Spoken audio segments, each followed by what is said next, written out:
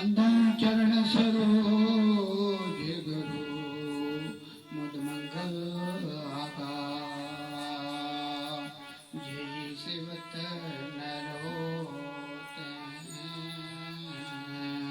भव सागर से पार भव सागर से पार गुरु जी के सिमरण मात्र से नाशत विघ्न ताते सर्वारंभ ध्यावत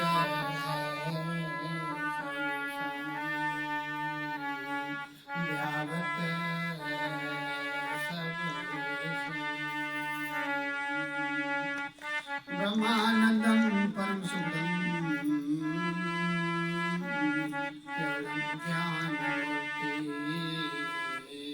गंगातीतम गगन श्रीशं सर्वसाक्षिभूतम्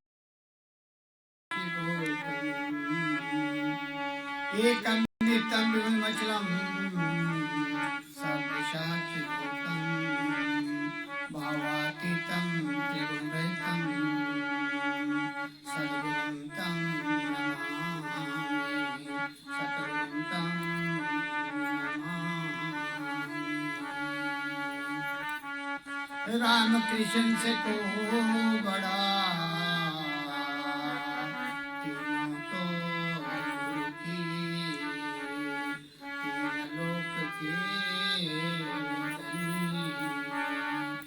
गुरु आगे गुरु आगे सब धरती कागज करो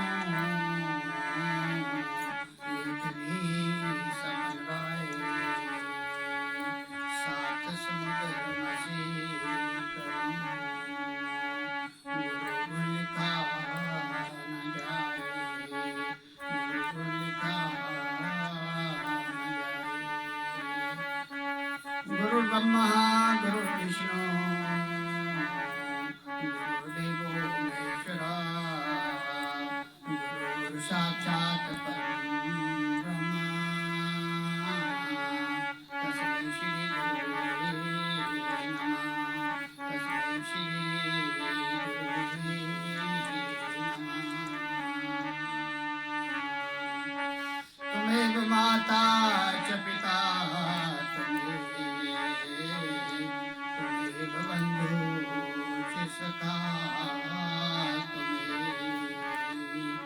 त्वमेव विद्या द्रविणं त्वमेव सर्वं त्वमेव सर्वं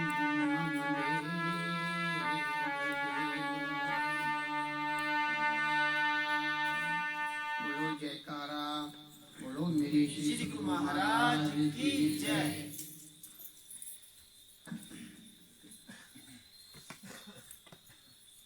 जगत वंदनीय अद्वैत मत के संस्थापक दादा गुरु श्री परमहंस दयाल जी महाराज जी के चरणों में मेरा साष्टांग दंडवत प्रणाम। नगली निवासी घटगढ़ वासी सभी देह के सम्राट नगली निवासी भगवान जी के चरणों में मेरा साष्टांग दंडवत कोटि कोटि प्रणाम। अम्बाला वाले श्री सदगुरु महाराज जी के चरणों में मेरा साष्टांग दंडवत कोटि कोटि प्रणाम।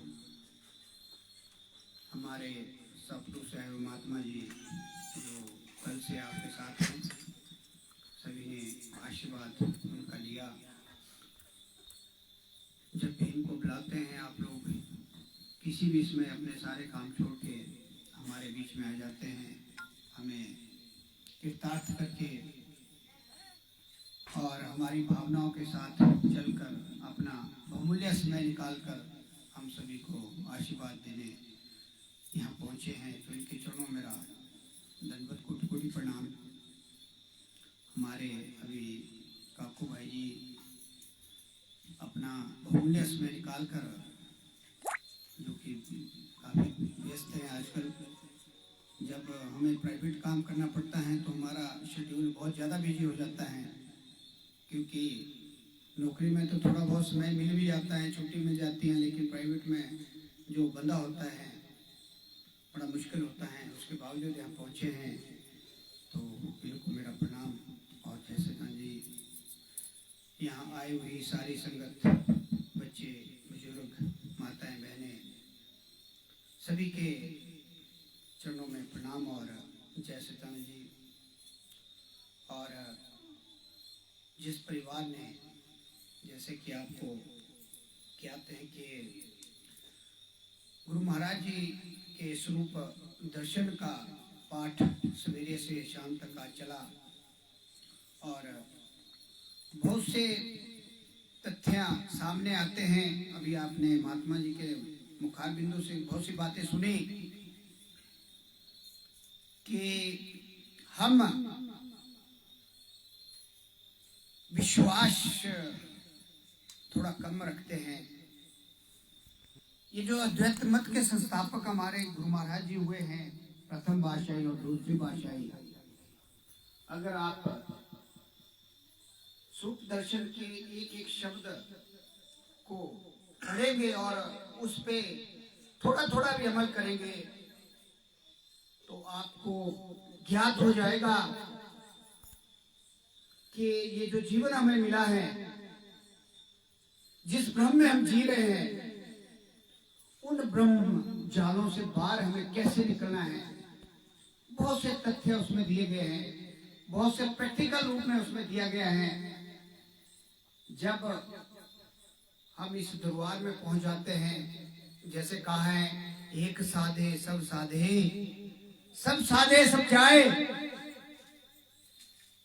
हम क्या है कि हम इधर उधर, थोड़ा सा हमें परेशानी हुई कि भागना शुरू कर दिया और ऐसे चक्रव्यूह में फंस जाते हैं कि मन में हमारे भ्रम पैदा हो जाते हैं। कभी हम देव देवताओं के पीछे, कभी हम तांत्रिकों के पीछे, कभी हम गढ़ने वालों के पीछे और कभी हम पाठ वालों के पीछे पड़े रहते हैं। जैसे बार बार सत्संग में यह बात बताई जाती है कि अटल विश्वास जब हमारा किसी पत्थर पे भी हो जाता है तो पत्थर भी हमारी सहायता करता है। ये तो दरबार इतना बड़ा है जो पूरे संसार में इससे बड़ा दरबार शायद ही कोई हो।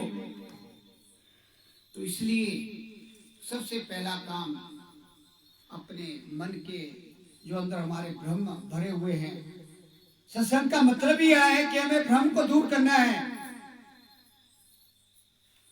हम ये नहीं कहते कि देवी देवताओं को मानना नहीं है, आप मानिए, आप नमस्कार कीजिए, जो आपका जैसे प्रोसेस चलता है हमारा उसको करिए।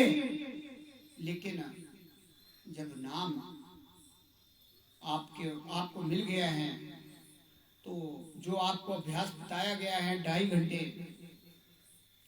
उसके बाद का टाइम आप कहीं भी दें, वो गुरु महाराज जी ने अपने शब्दों में कहा है। लेकिन 2.5 घंटे अगर आपने दूसरी जगह दिए और गुरु महाराज जी को आप आरती वारती छोटा मोटा करके सवेरे, तो फिर भी हम द्वैत में ही रहते हैं।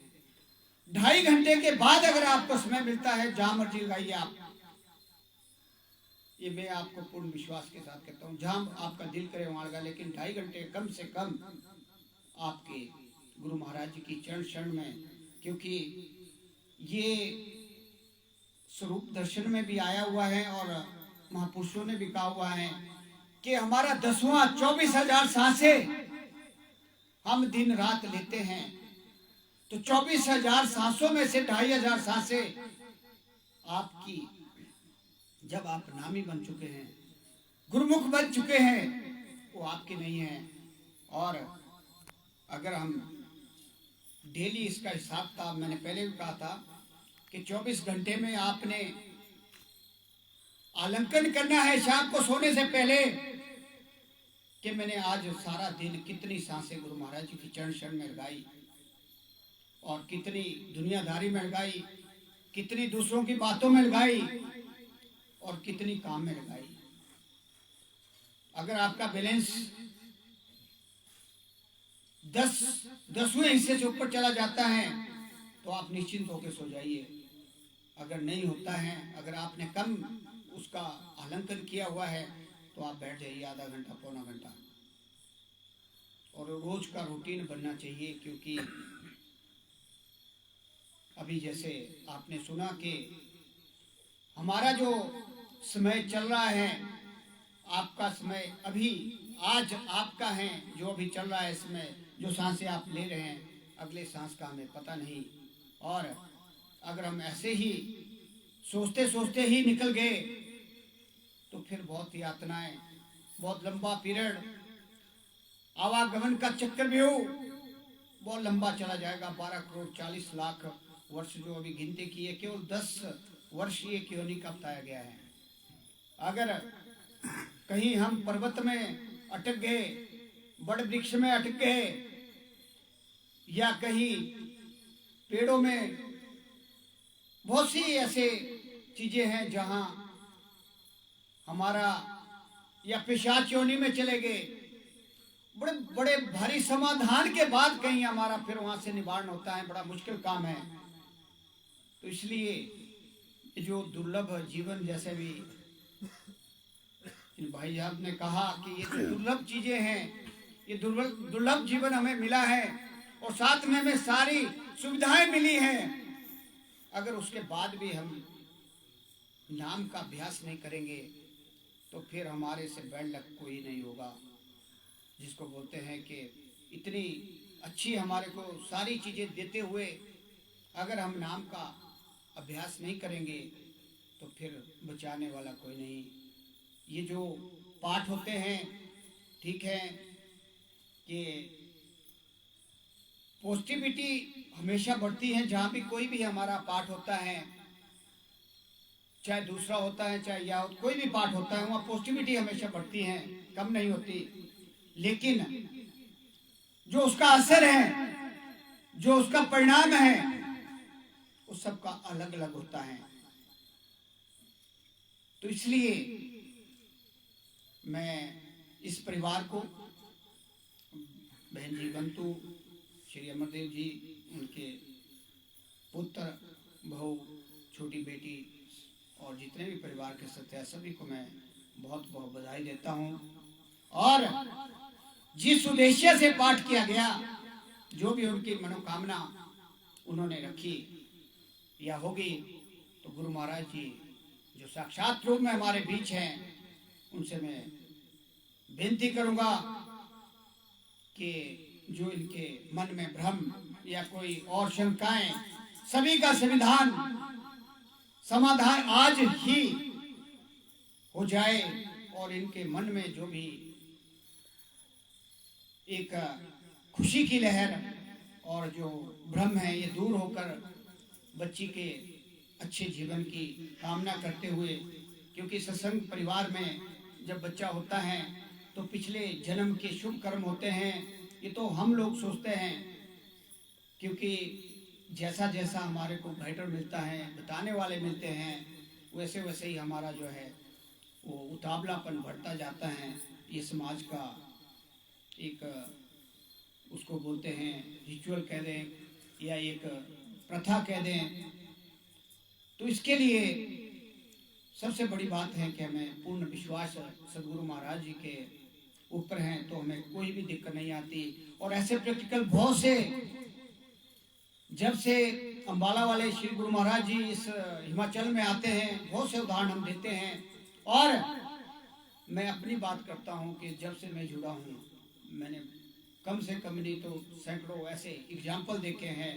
जब आपको मुसीबत आती है, कहीं भी आपका कोई बुरा भी करना चाहता है या कुछ मन में भी सोचता है, तो वो आगाह कर देते हैं और ऐसा रिजल्ट देते हैं कि हमारे अपने ही रोंगटे खड़े हो जाते हैं।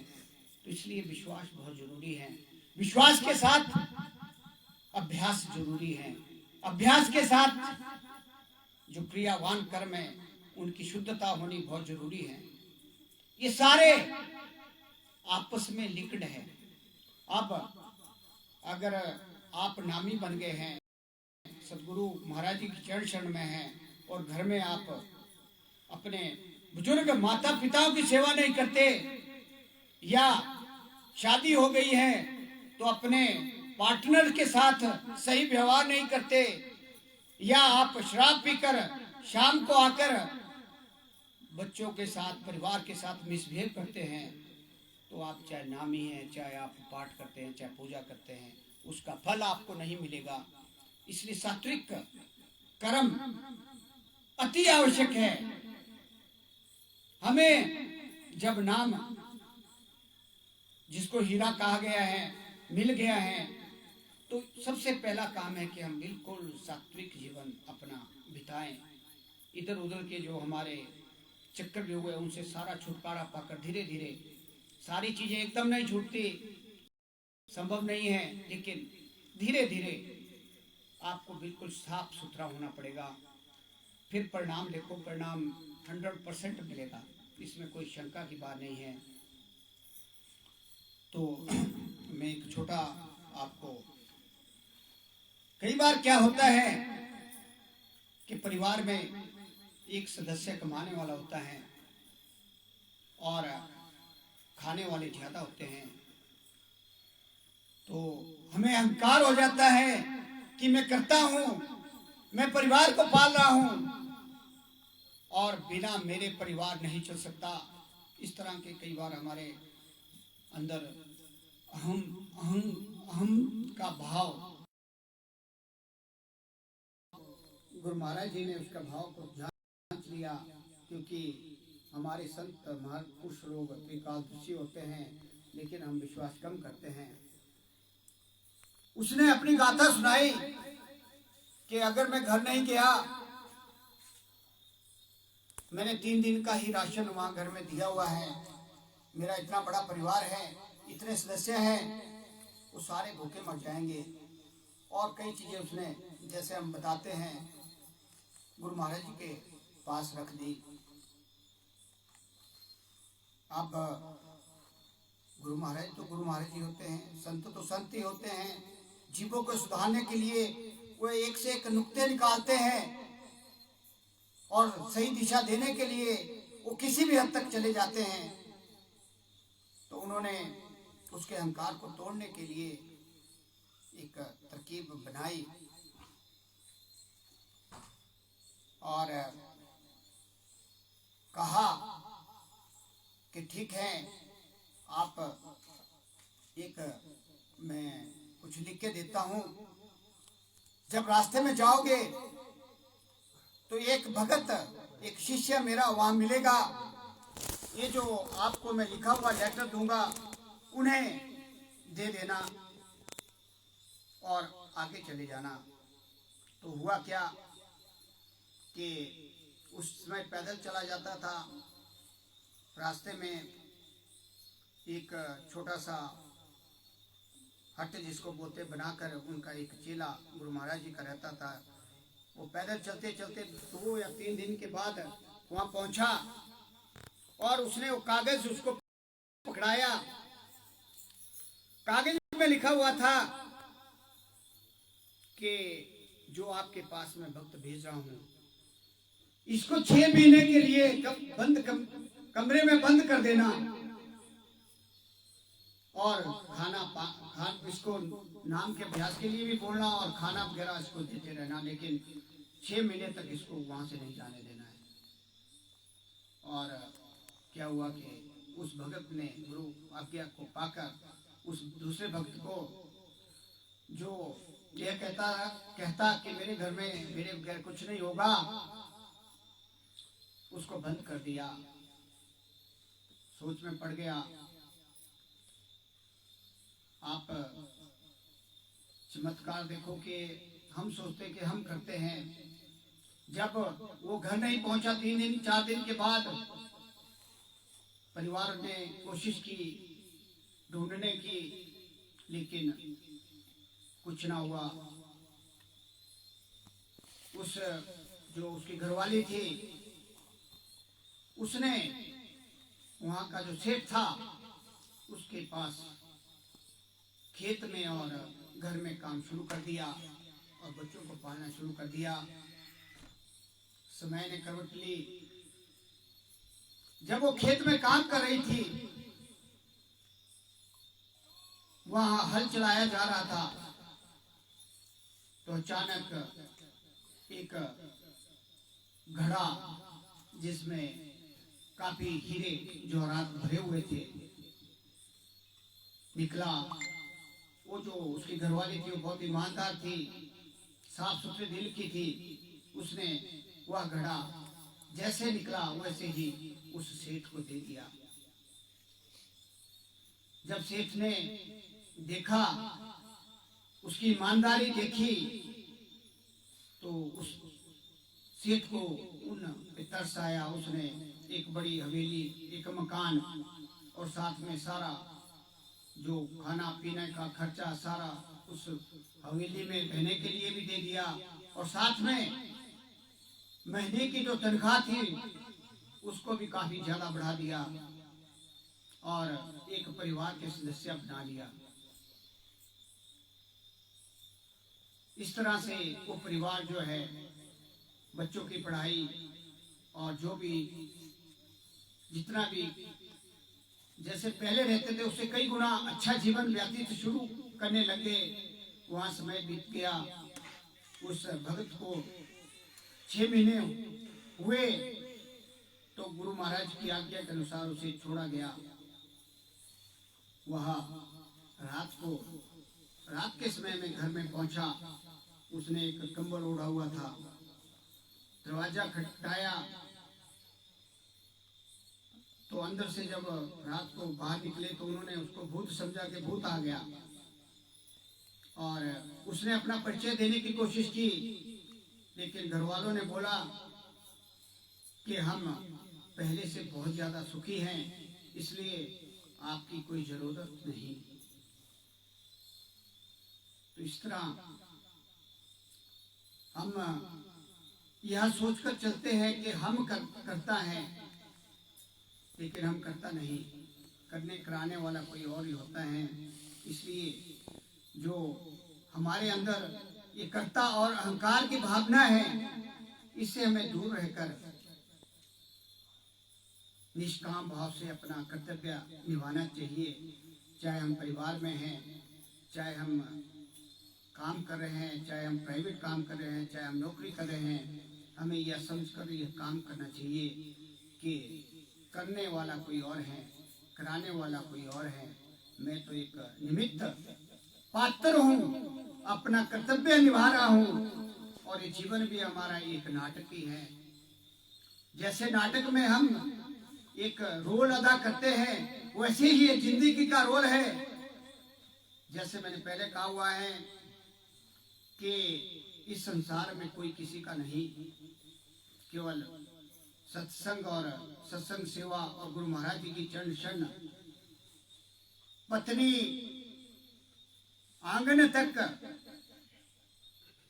रिलेशन शमशान तक, बेटा बेटी अग्निदान तक, और उसके बाद हम अकेले हैं।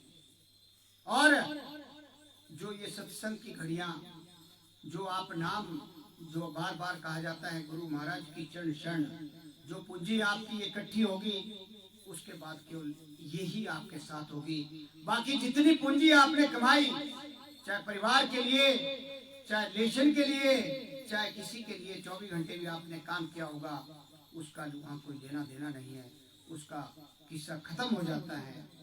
तो इसलिए ये जो सत्संग की घड़ियां मिलती हैं, बहुत ही कहते हैं लाखों में एक आधा जीव होता है जिसके नसीब में ये प्राप्त होती हैं। तो आप सभी जितने भी यहाँ बैठे हैं बहुत ही सौभाग्यशाली, जिसको बोलते हैं रुए हैं, और सौभाग्यशाली बनाने के लिए आपको सचेत किया जाता है, सावधान किया जाता है सत्संग के माध्यम से और भजनों के माध्यम से, तथा बार बार अब तो पाठ भी शुरू हो गया है गुरु महाराज जी का। तो इसलिए ये जो घड़ियां हैं इसका हमें पूरा लाभ उठाना है। और जब हम गुरु महाराज जी की चरण शरण में चले गए हैं तो हमें एक सात्विक जीवन व्यतीत करना है। जैसे कहा है, एक घड़ी आधी, आधी से बुनियाद, तुलसी संगत साध की कटे कोटि अपराध। आपको बार बार यह चिताया जाता है कि 24 घंटे में 6 मिनट अगर अभ्यास करते हैं, जैसे कहा गया है कि सांस ऊपर जाती है 3.5 करोड़ का आपको फायदा होता है, सांस नीचे जाती है 3.5 करोड़।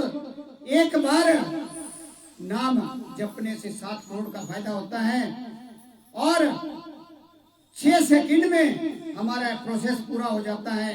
10 बार हम 1 मिनट में नाम जपते हैं, तो आप 7 करोड़ से उसको डिवाइड करेंगे तो कितना फायदा होगा।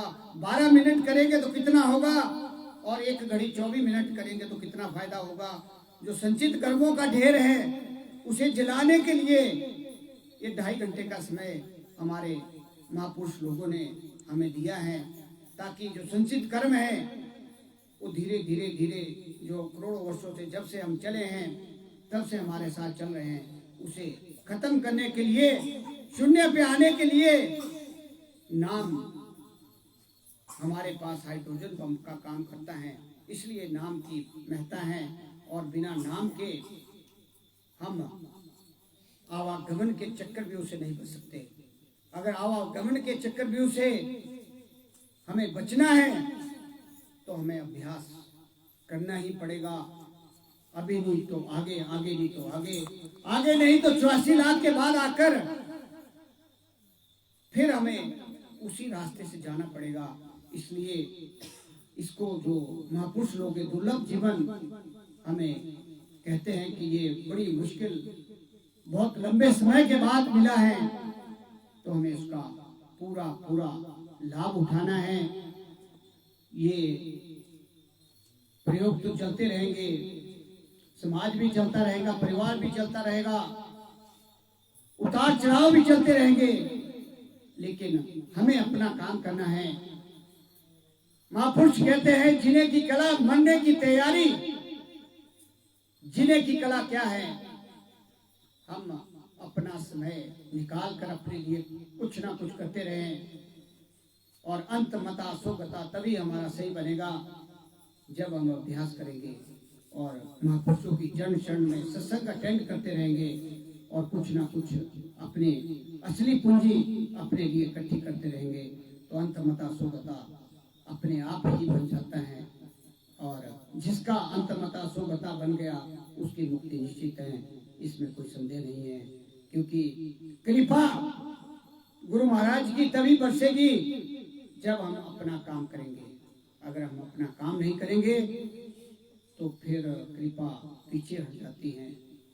आपने खुद वैसे भी देखा होगा कि आप घर में भी अगर पूर्ण विश्वास के साथ अपने बुजुर्गों की सेवा करते हैं तो आशीर्वाद खुद आता है, और कहीं भी आप थोड़ी सी चूक करते हैं तो आशीर्वाद पीछे हट जाता है और हमारे को बहुत सी समस्याएं पैदा हो जाती हैं। तो इसी तरह अगर हम पूर्ण विश्वास के साथ अपना कार्य करते रहेंगे तो अंतमता सोगता बनेगा। ऐसा ना हो कि रात गुआई सोई के दिन गुआए खाए, हीरे जैसा अनमोल जन्म कौड़ी बदली ना जाए। ऐसा ना हो कि जैसे वो एक हीरा था, पहले तो उसको जब मिला तो आधा किलो नमक दूसरे के पास ले गए तो उसने तकड़ी में लटका दिया। उसके बाद एक भेड़ की गले में बांध दिया, और उसके बाद जब पता चला तो राजा के पास भी इतनी संपत्ति नहीं थी, पूरे राज्य की संपत्ति भी नहीं थी जितनी वैल्यू उस हीरे की थी। वैसा ही हमारा जीवन है, हम इस जीवन की वैल्यू को समझें और अपना काम करें। और जो हमारा ये घड़ियां सांसें मिली हैं, जैसे कबीर जी कहते हैं, कहता हूँ कहीं जात हूँ कहाँ बजाऊं ढोल, सांस खाली जात है तीन लोक का मोल। तो इसलिए इन सांसों की वैल्यू को समझना है। सत्संग का अभिप्राय यह है कि हमें सत्य का ज्ञान, सत्य को जानना, यही हमारे को सत्संग में मिलता है। तो मैं ज्यादा समय शायद ले लिया है, ज्यादा समय ना लेता हुआ जितने भी यहाँ आए हुए सभी का मैं धन्यवाद करता हूँ कि बच्चे से लेकर बुजुर्ग तक यहाँ सभी आए हैं। इसी तरह जहाँ भी सत्संग मिलता है इसका पूरा पूरा लाभ उठाकर अपने इस जीवन को सफल बनाकर महापुरुषों की जो वाणी वचन और जो बताते हैं उसमें अमल करते हुए इस सात्विक जीवन को व्यतीत करते हुए अपने इस दुर्लभ जीवन को सफल बनाएं। इन्हीं शब्दों के साथ मैं अपनी वाणी को विराम देता हुआ बोलो जयकारा, बोल मेरे श्री गुरु महाराज की जय। नींद आ गई आप सबको? बोलो श्री परमहंस दयाल जी महाराज की जय। बोलो नगली निवासी भगवान की जय। बोलो बाला वाले सतगुरु महाराज की जय। बोलो सारे संतन समाज की जय। बोलो आज के आनंद की जय। बोलो साचे दरबार की जय। बोलो नंद कंद भगवान की जय।